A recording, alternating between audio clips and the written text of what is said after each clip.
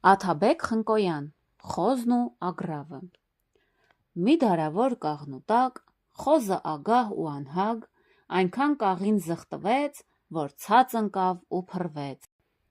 Զարթնեց քնից ու տակից, ծառը փորեց արմատից։ Ինչ ես անում, այ անգետ։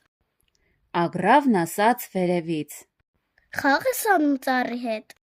կչորանա արևից։ Չորանում է չորանա, ինձ ինչ օգուտ զորանա, միայն կաղին ունենամ, ուտեմ, պառկեմ, գիրանամ։ Այ ապերախտ կենդանի,